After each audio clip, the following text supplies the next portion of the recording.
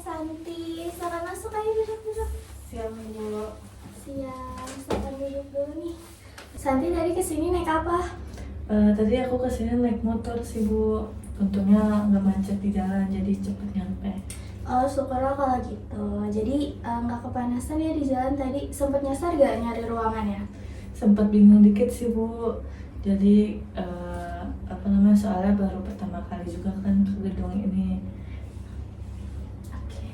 Oh iya sih, emang gedungnya agak membingungkan kalau kamu baru pertama kali kesini. Mau minum dulu nih Santi, aku udah sediain air putih. Boleh Bu. Makasih ya. Ya.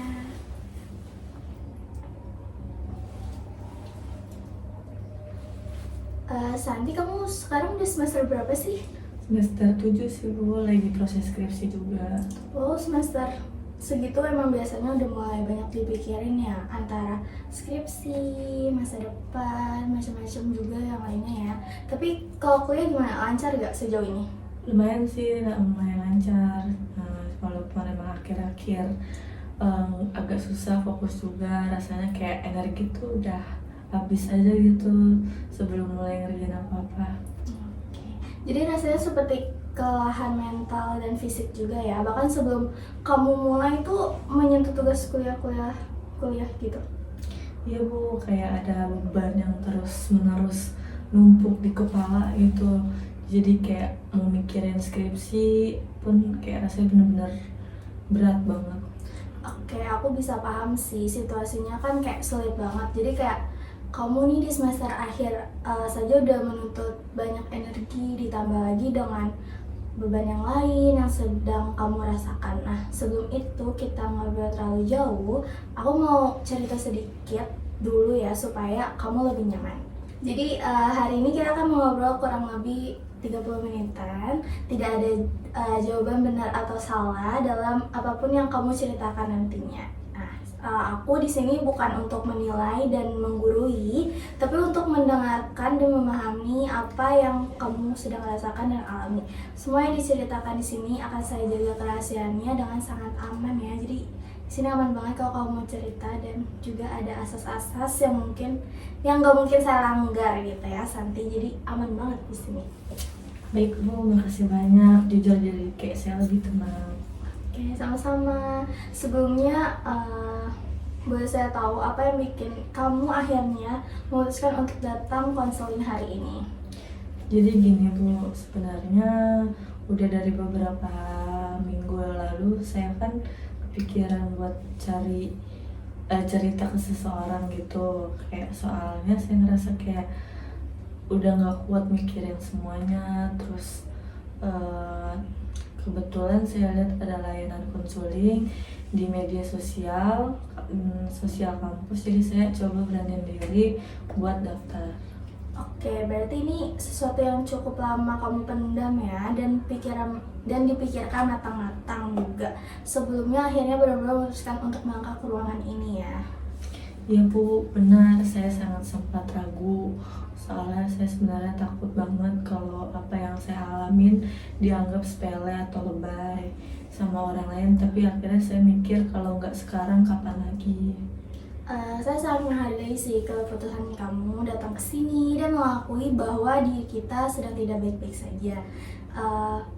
Itu butuh keberanian yang besar, dan kamu ini sudah melakukan langkah awal itu. Bagaimana perasaan kamu sekarang setelah benar-benar duduk di sini? Jujur agak campur aduk sih Bu. Ada rasa lega karena kemarin akhirnya bisa nyampe sini, tapi di sisi lain juga agak deg-degan juga, kayak bingung. Terus kayak mulai dari mana nih, soalnya kan yang ini baru pertama kalinya saya cerita benar-benar ke orang lain soal masalah pribadi saya. Wajar sih kalau kamu merasa seperti itu, mengingat ini pengalaman baru buat kamu. Nah, kamu tuh tidak perlu terburu-buru sama sekali, bisa cerita sepelan atau secepat apapun yang membuat kamu nyaman. Kita punya banyak waktu hari ini, dan aku juga akan mendengar dengan penuh perhatian sampai kamu merasa cukup. Terima kasih Bu Enja. Baik, kalau kamu sudah merasa siap dan nyaman, kita bisa mulai masuk ke ceritanya. Kamu bisa mulai dari bagian mana saja yang menurut kamu ini paling siap dan dikeluarkan terlebih dahulu. Jadi gini Bu, beberapa bulan terakhir orang tua saya sering banget bertengkar. Awalnya cuma masalah kecil, kayak masalah rumah tangga biasa atau salah paham gitu. Tapi lama-lama jadi sering banget suka bertengkar. Terus hampir tiap minggu, bahkan sekarang hampir tiap hari ada aja yang dipermasalahkan. Pertengkaran yang awalnya kecil dan jarang, tapi sekarang eskalasinya meningkat dan sangat sering terjadi di rumah ya.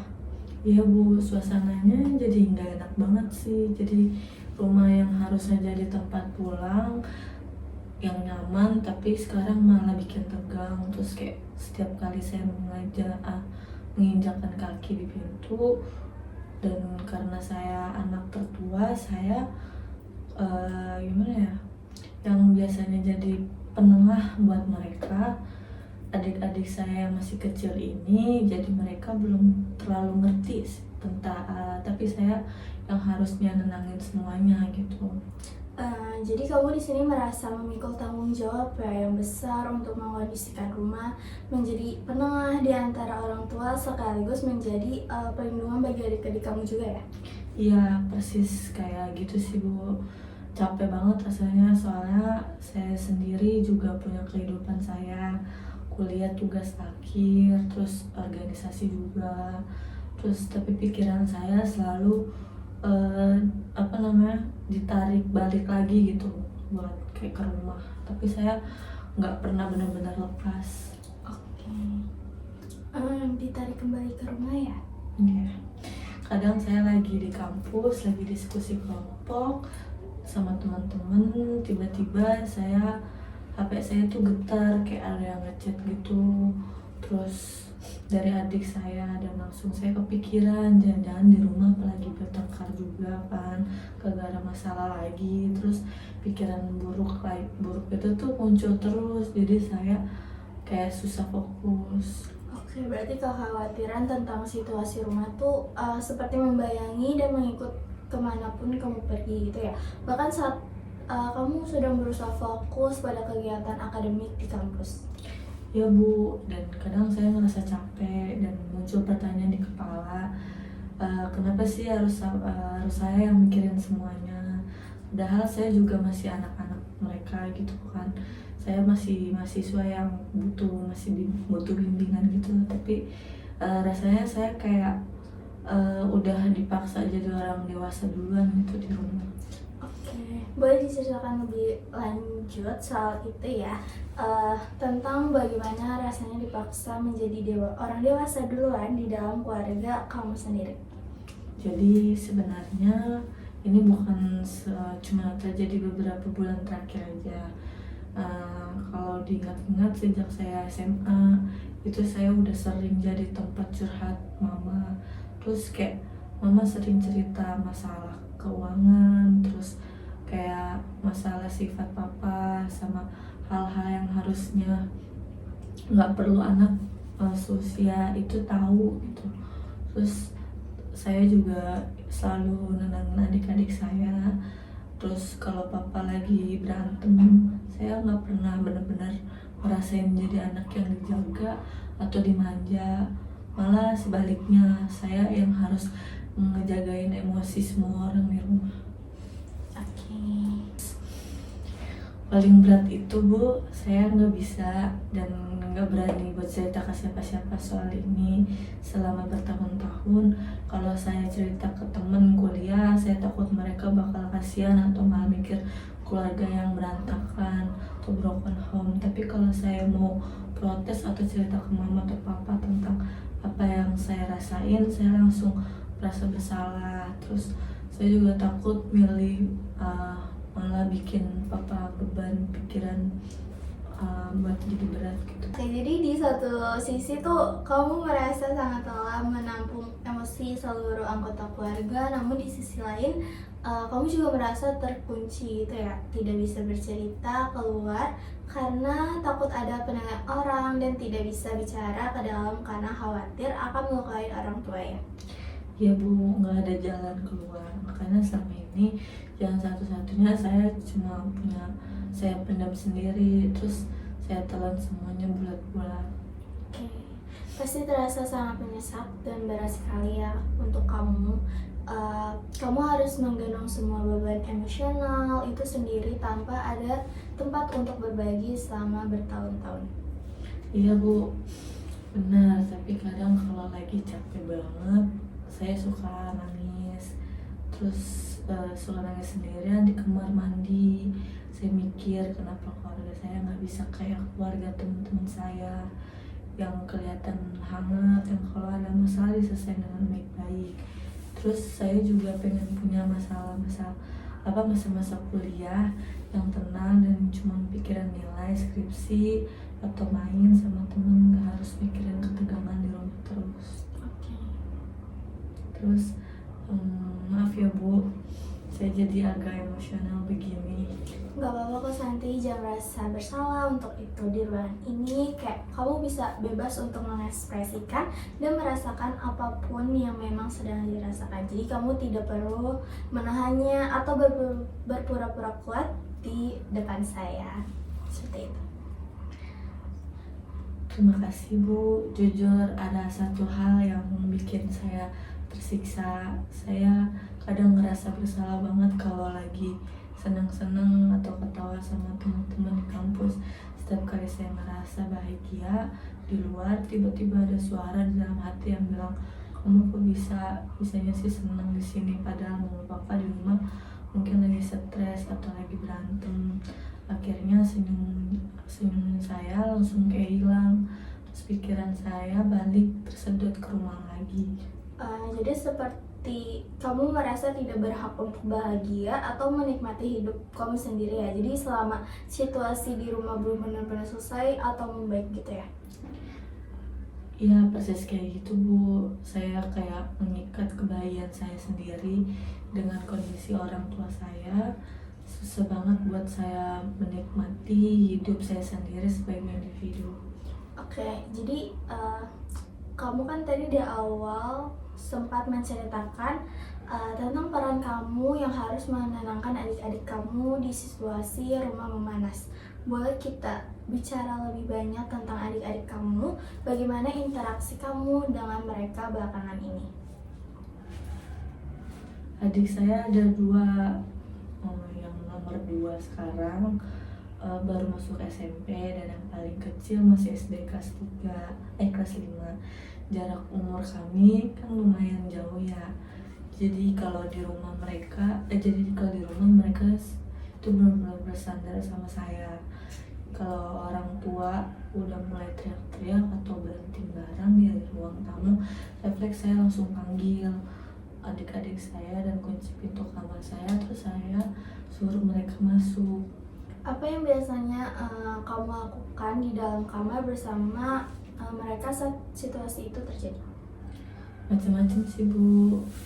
Saya coba pasang musik yang agak kenceng lewat HP saya atau speaker, biar suara dari luar nggak terlalu kedengaran jelas. Atau saya ajak mereka bikin video lucu-lucuan, atau saya pinjam laptop saya buat mereka main game.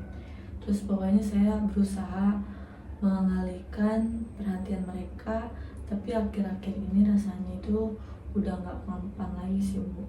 Udah mempan lagi? Emang apa sih yang terjadi? Terutama adik saya SMP, dia kan udah mulai gede ya, udah mulai peka sama lingkungan sekitar. Minggu lalu pas orang tua lagi diem-dieman dingin gitu di meja makan, adik saya ingin nyamperin saya ke kamar. Dia nanya langsung, Mbak, papa sama mama mulai cerai ya? Nanti kalau mereka pisah, kita ikut siapa? Terus waktu dia nanya gitu, jantung saya rasanya kayak berhenti berdetak. Terus kayak hancur banget. Di satu sisi saya pengen nangis karena pertanyaan itu saya nyata banget gitu, tapi di sisi lain nggak boleh kelihatan rapuh di depan dia. Jadi saya terpaksa pasang muka senyum, saya elus kepalanya dan saya bingung, nggak apa-apa kok, papa mama cuma lagi capek aja, terus semuanya bakal baik-baik aja. Padahal dalam hati saya sendiri rapuh dan saya sendiri nggak tahu masa depan keluarga ini bakal gimana. Jadi ada beban ganda yang sangat berat di sini ya. Jadi kamu harus menahan hancurnya perasaan kamu sendiri demi memberikan kepastian dan ketenangan yang palsu, atau setidaknya ketenangan yang dipaksakan kepada adik kamu, agar dia merasa aman ya. Iya Bu, saya ngerasa kayak saya ini tiang penyangga yang nggak ada, yang nggak boleh retak sedikit pun kalau saya ikutan nangis atau kelihatan bingung di depan mereka. Adik-adik saya mau lari ke siapa lagi?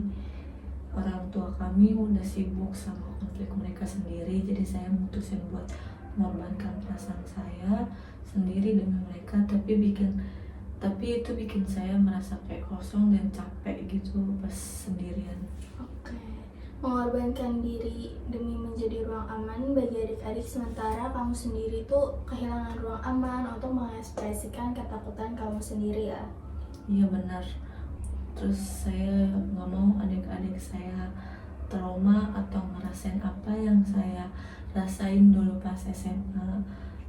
Pertama kali dengar orang tua berantem, saya pengen mereka tetap bisa belajar dengan tenang, bisa main, tapi konsekuensinya ya energi emosional saya habis total untuk menjaga mereka.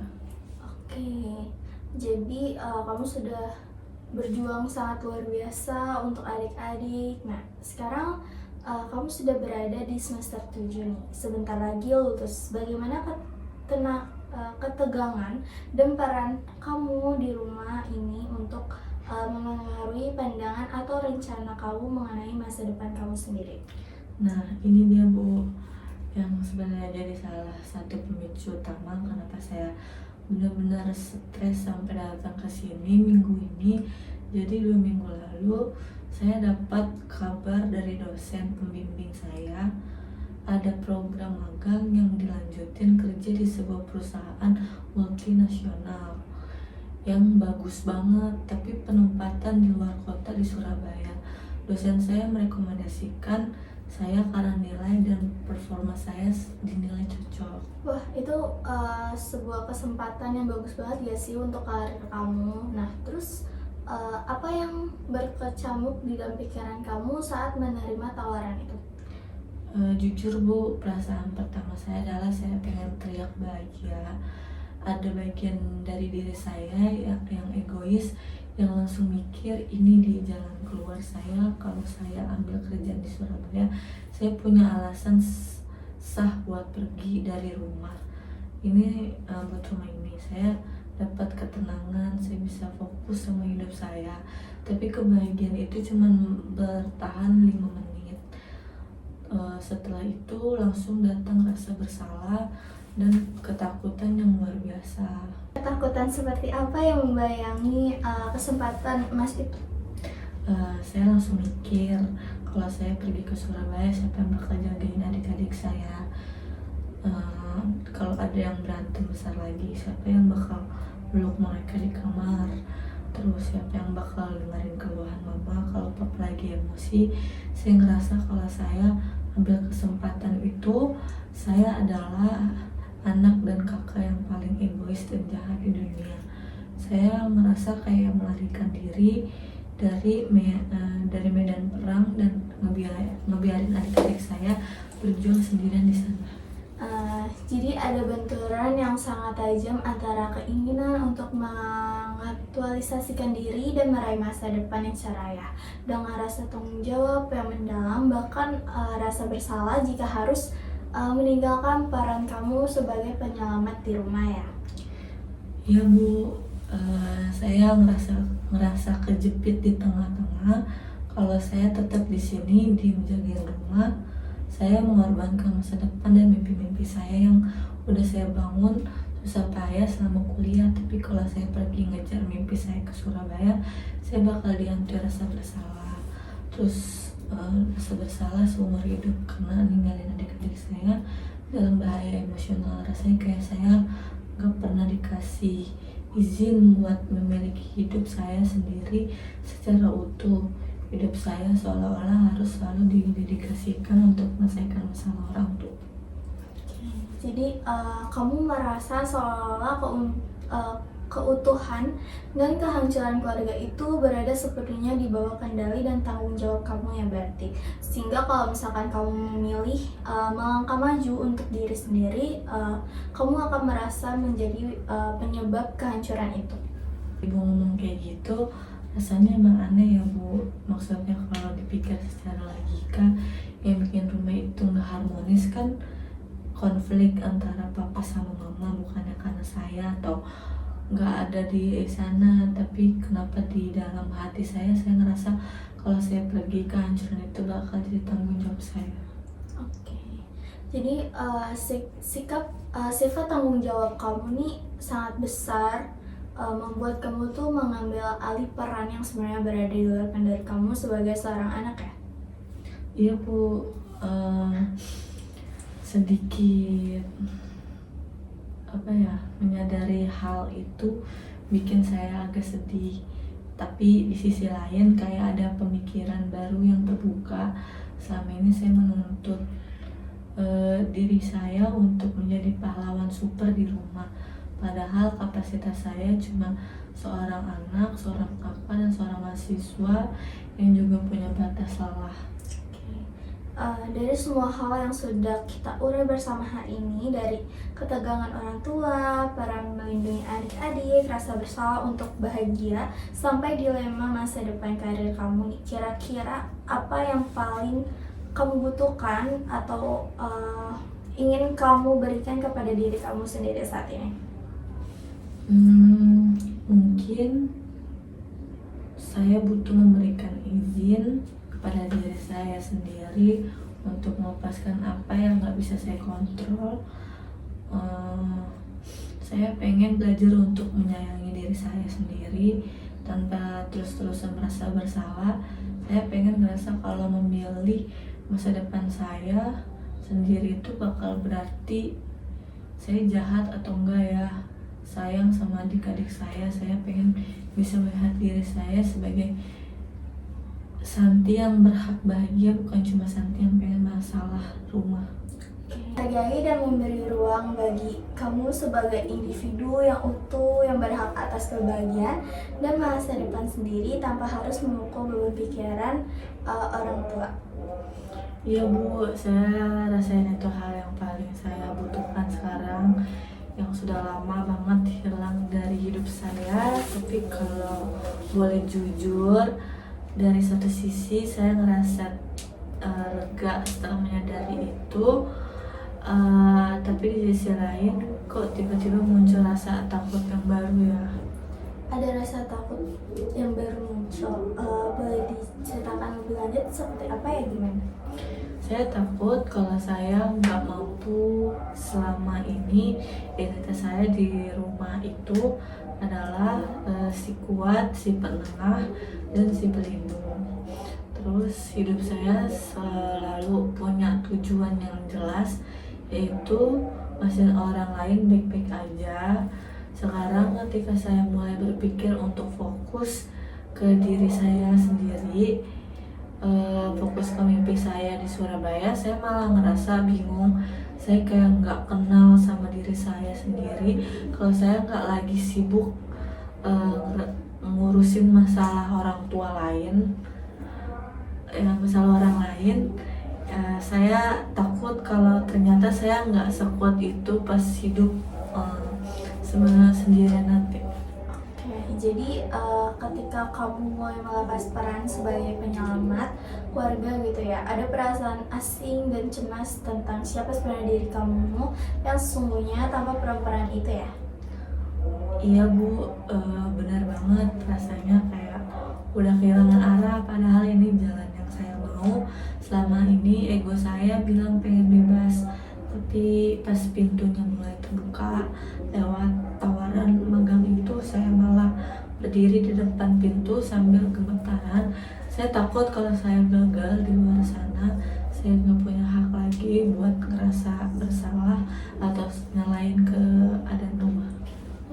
Seolah beban di rumah selama ini meski sangat berat dan menyakitkan sudah menjadi zona yang akrab bagi kamu ya. Dan melangkah keluar berarti kamu harus tanggung jawab penuh atas kebahagiaan kamu sendiri tanpa ada lagi alasan karena masalah keluarga.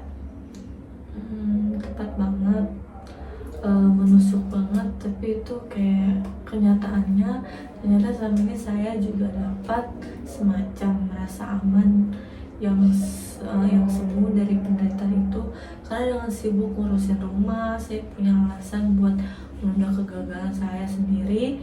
Sekarang kalau saya pergi ke Surabaya tantangannya benar-benar baru, nggak ada papa mama yang berantem di sana, yang ada cuma saya dan masa depan saya. Kalau saya gagal di sana itu murni karena ketidakmampuan saya, bukan karena rumah lagi pikiran yang tiba-tiba saya jadi ciut. Wajar sekali jika kamu merasa cemas dan ciut menghadapi ketidakpastian itu. Menatap masa depan milik sendiri setelah sekian lama hidup untuk memitigasi krisis orang lain memang butuh penyesuaian yang besar. Tapi coba kita lihat lagi, selama ini kamu sudah berhasil bertahan di tengah badai emosi rumah yang begitu hebat, bahkan sambil menggendong dua adik kamu. Menurut kamu, apakah ketahanan yang kamu miliki selama ini tidak akan berguna saat kamu menghadapi dunia luar? Kalau ibu tanya begitu, saya jadi mikir selama ini saya selalu melihat kemampuan saya bertahan di rumah sebagai kutukan atau beban. Saya nggak pernah melihat itu sebagai sebuah kekuatan, tapi kalau dipikir-pikir saya udah terbiasa menghadapi situasi chaos. Saya terbiasa ambil keputusan di bawah tekanan dan saya terbiasa buat mandiri sejak SMA. Mungkin modal itu sebenarnya udah ada di dalam diri saya, terdalam di diri saya, Bu, cuma penempatannya aja yang sama ini salah. Penempatan selama ini untuk mengontrol hal yang nggak bisa dikontrol, tapi sebenarnya kekuatan itu bisa kamu gunakan sepenuhnya untuk membangun hidup kamu sendiri. Iya, Bu, ternyata saya nggak sekosong yang saya takutkan. Kekuatan itu ada, cuma selama ini energinya habis dipakai buat jadi pemadam kebakaran di rumah orang tua saya. Saya rasa sekarang waktu saya pakai energi itu untuk menyalakan lampu di masa depan saya sendiri. Sebuah cara pandangan yang sangat indah untuk kamu, menyalakan lampu untuk masa depan sendiri tanpa harus memadamkan rasa sayang kamu ke adik-adik kamu. Iya, Bu, dan soal adik-adik saya juga harus mulai percaya sama mereka. Adik saya yang SMP, meskipun dia terpukul, dia punya saya yang selalu mendukungnya lewat telepon atau video call. Nanti saya nggak benar-benar ninggalin mereka mati kelaparan. Saya cuma pindah tempat fisik untuk berjuang. Kalau saya sukses di Surabaya, saya justru bisa jadi tempat bersandar yang lebih kokoh buat masa depan mereka nanti, daripada saya bertahan di sini tapi mental saya sendiri hancur. Luar biasa sekali kalau misalkan kamu mikir kayak gitu. Dari yang tadi merasa bersalah dan terjebak sebagai pelarian yang egois, sekarang kamu bisa melihat bahwa melangkah maju ke Surabaya adalah investasi jangka panjang. Bukan cuma kamu, tapi juga demi menjadi kakak yang lebih stabil dan kuat untuk adik-adik kamu ke depannya. Iya, Bu, rasanya seperti ada potongan-potongan puzzle yang tadinya berantakan di kepala saya, sekarang mulai masuk ke tempat yang benar. Saya nggak ngerasain bingung dan setakut itu lagi.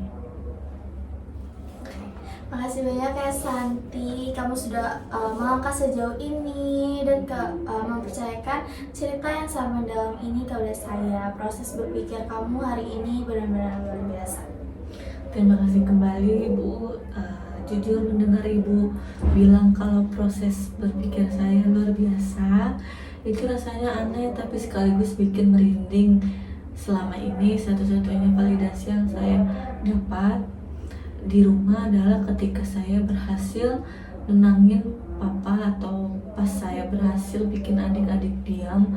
Gak ada yang pernah memvalidasi kalau diri saya sebagai Santi itu berharga atau pintar mengambil keputusan untuk hidup saya sendiri. Oke, jadi selama ini kamu merasa keberadaan kamu nih hanya diakui berdasarkan fungsi kamu untuk orang lain, bukan karena siapa kamu sebagai manusia. Iya Bu, persis kayak gitu. Kalau rumah lagi tenang, saya kayak nggak kelihatan. Tapi kalau rumah lagi ribut, baru semua orang nyari saya. Makanya pas Ibu menghargai proses, kalau berpikir saya barusan, rasanya kayak ada bagian dari diri saya yang selama ini mati tiba-tiba dibangunin lagi. Saya baru sadar kalau opini saya tentang hidup saya sendiri itu juga penting. Oke, opini kamu tentang hidup kamu sendiri sangat penting, dan nampaknya kesadaran ini membawa kehangatan baru di dalam diri kamu ya. Iya Bu, hangat, tetapi di saat yang sama juga bikin saya pengen meminta maaf sama diri saya sendiri. Saya ngerasa bersalah banget sama Santi di masa lalu. Selama bertahun-tahun saya tidak kejam banget sama dia. Saya paksa dia buat gak boleh nangis, saya paksa dia buat selalu ngalah. Saya abaikan mimpi-mimpinya cuma karena pengen nambah retakan di rumah yang sebenarnya bukan saya yang bikin. Oke, kamu merasa penyelesaian yang dalam karena selama ini setelah menuntut diri begitu keras demi menjaga situasi yang sebenarnya di luar kendali kamu. Jadi kamu bisa berbicara dengan Santi di masa lalu yang sudah berjuang sekeras itu. Apa yang ingin kamu sampaikan kepada Santi yang sekarang? Saya mau bilang ke dia, Santi makasih ya sudah bertahan sejauh ini. Kamu hebat banget bisa ngelewatin masa-masa SMA dan kuliah yang penuh badai itu sendirian. Tapi sekarang kamu udah boleh lepasin peganganmu yang terlalu kencang. Gak apa-apa kalau rumah itu gak sempurna. Tugasmu buat jadi pahlawan udah selesai. Sekarang waktunya kamu jadi jalan buat diri kamu sendiri. Oke, itu sebuah pesan yang sangat menyentuh dan membebaskan ya. Tampaknya kamu benar-benar sudah siap untuk mengembalikan beban yang bukan milik kamu dan mulai menggenggam masa depan kamu sendiri di Surabaya nanti. Iya Bu, rasanya seperti ada rantai gaib yang selama ini mengikat kaki saya ke lantai rumah itu. Sekarang rantainya benar-benar putus. Rasa takutnya masih ada. Jujur aja saya tetap deg-degan mikirin gimana nanti hidup sendirian di Surabaya. Tapi bedanya sekarang rasa takut itu bercampur sama rasa penasaran dan semangat saya penasaran Santi kalau dikasih kebebasan penuh buat berkembang bakal jadi orang yang seperti apa ya? Rasa penasaran yang sangat indah nih, menjelajahi potensi diri kamu yang seutuhnya tanpa lagi dibatasi oleh sekat-sekat konflik di rumah. Aku ikut tidak sabar melihat bagaimana kamu akan tumbuh dan bersinar dengan cara kamu sendiri. Terima kasih banyak Bu, hari ini benar-benar jadi titik balik buat saya. Rasanya seperti ada ruang di kepala saya yang tadinya penuh dan ruwet banget, sekarang mulai agak renggang, bersih, dan bisa saya lihat dengan lebih jelas. Saya pulang dari sini dengan kepala yang tegak. Saya sangat bersyukur bisa menemani kamu di titik balik yang berharga ini. Kekuatan itu memang sudah ada di diri kamu sejak awal. Hari ini kita hanya membantu dan membantunya untuk melihatnya kembali. Oke, Santi, waktu sesi konseling kita hari ini sudah hampir selesai. Sebelum kita benar-benar tutup, saya ingin merangkum sedikit apa yang terjadi, apa yang sudah kamu eksplorasi dan menceritakan dari awal tadi. Sejak lama kayak kamu sudah mengambil beban berat sebagai penengah konflik yang konflik orang tua, sekaligus menjadi benteng pelindung bagi adik-adik kamu agar mereka tetap aman. Peran sebagai orang dewasa duluan ini memicu keletikan mental, memunculkan rasa bersalah setiap kali kamu ingin bahagia untuk diri kamu sendiri, hingga menciptakan dilema besar terkait tawaran magang di luar kota yang sebenarnya sangat kamu inginkan gitu. Namun hari ini kamu juga sampai pada kesadaran penting bahwa kamu tidak bisa mengontrol seluruh situasi pernikahan orang tua dan bahwa kamu berhak memberikan izin bagi diri sendiri untuk melangkah maju tanpa harus terus dihantui rasa bersalah. Apakah rangkuman ini sudah cukup menggambarkan apa yang kamu rasakan pada dan maknai hari ini? Iya Bu, itu pas banget dan benar-benar merangkum semua yang bergejolak di dalam dada saya selama ini. Mendengarnya dirangkum seperti membuat saya merasa tervalidasi kalau rasa lelah saya selama ini nyata dan saya nggak salah kalau merasa ingin rehat atau memikirkan diri sendiri. Oke, tentu saja kamu rasa lelah kamu ini sangat valid dan keinginanmu untuk tumbuh adalah hal yang sangat manusiawi serta berharga. Saya sangat senang dan bangga melihat bagaimana saat kamu mau membuka diri dan memproses dengan begitu jujur hari ini. Bagaimana perasaan kamu sekarang setelah kita mengobrol panjang lebar? Lega banget Bu, jauh lebih tenang dibandingkan pertama kali masuk ruangan tadi. Walaupun malah di rumah saya belum otomatis selesai secara ajaib, tapi saya memandang beban ini udah berubah. Rasanya ada sesuatu yang tadinya mengikat erat di dada saya sekarang udah mulai terlepas. Oke, saya sangat bersyukur mendengarkannya. Perlu kamu ingat selalu ya, proses ini adalah sebuah perjalanan yang berkelanjutan. Kamu tidak harus menyelesaikan semuanya sendiri atau terburu-buru mengambil keputusan besar dalam satu hari. Berjalanlah selangkah demi selangkah. Jika di kemudian hari kamu merasa butuh ruang lagi untuk bercerita, mengurangi emosi, atau sekadar meringankan beban pikiran, pintu ruangan ini akan terlalu terbuka lebar untuk kamu. Baik Bu Enja, terima kasih banyak atas waktu, telinga, dan ruang amannya hari ini. Oke, sama-sama Santi. Terima kasih sudah percaya untuk berbagi cerita hari ini. Sukses terus buat kuliahnya semester akhir ya. Dan hati-hati di jalan saat pulang naik motor nantinya. Sampai bertemu di sesi berikutnya. Kalau emang kamu membutuhkan ruang cerita, kamu bisa datang ke sini. Baik Bu, saya pamit dulu, selamat siang. Iya, mari Santi. Iya. Selamat siang.